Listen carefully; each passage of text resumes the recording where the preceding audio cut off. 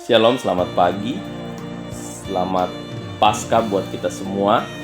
Nah, hari ini kita masuk dalam perenungan yang ke-19, di mana alasan Yesus datang untuk mati di atas kayu salib, yaitu untuk memberikan kehidupan yang kekal bagi setiap orang yang percaya kepadanya.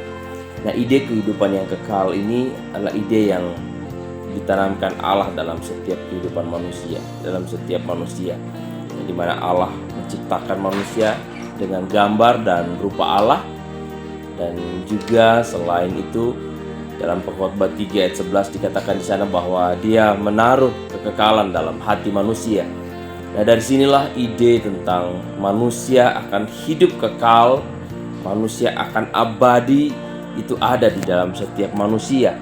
Ya, banyak orang yang menginginkan sebuah kehidupan yang penuh dengan keabadian, tidak ada kesengsaraan, tidak ada kematian, ya. Dari sinilah ide itu ada.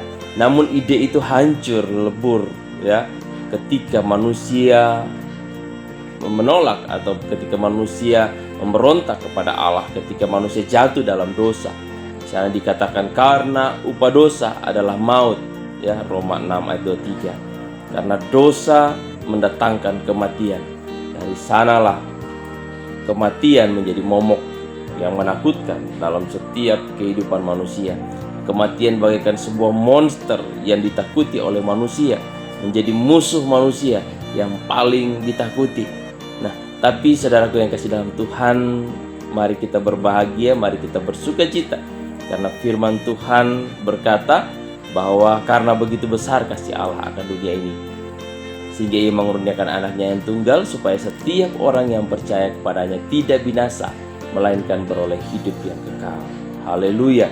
Firman Tuhan berkata karena begitu besar, ya, karena begitu cintanya Allah akan dunia ini, sehingga Ia mengaruniakan anaknya yang bukan anak yang kedua, ketiga, tidak, tapi anak yang tunggal, yaitu Yesus Kristus, supaya setiap orang yang percaya kepadanya tidak binasa, melainkan beroleh hidup yang kekal. Nah, firman Tuhan juga berkata dalam Yohanes 3:36, barang siapa percaya kepada anak, ia akan memiliki hidup. Tetapi barang siapa yang tidak taat, ya, tidak percaya, maka dia tidak akan memiliki hidup, melainkan murka Allah tetap berada di atas kepalanya. Nah, sekali lagi, saudaraku yang kasih dalam Tuhan, ini adalah kabar gembira buat kita.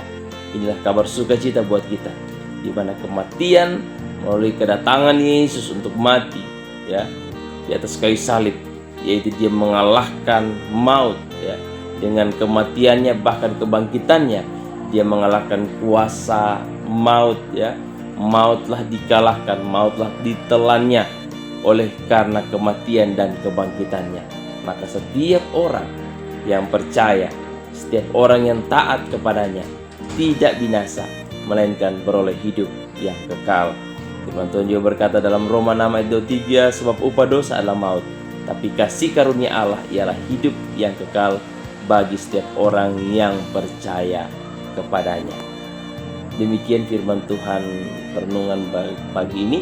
Semoga kita senantiasa terus mengandalkan Kristus, kita terus menghadapkan wajah kita, mata kita kepada Kristus, karena hanya percaya kepadanya, hanya memiliki iman kepada Yesus Kristus, hidup kita pasti memiliki kehidupan yang kekal, kehidupan yang penuh dengan kualitas, ya. Di sanalah kehidupan kita yang sesungguhnya akan kita nikmati, yaitu dalam kehidupan yang kekal di dalam Yesus Kristus. Shalom, Tuhan memberkati.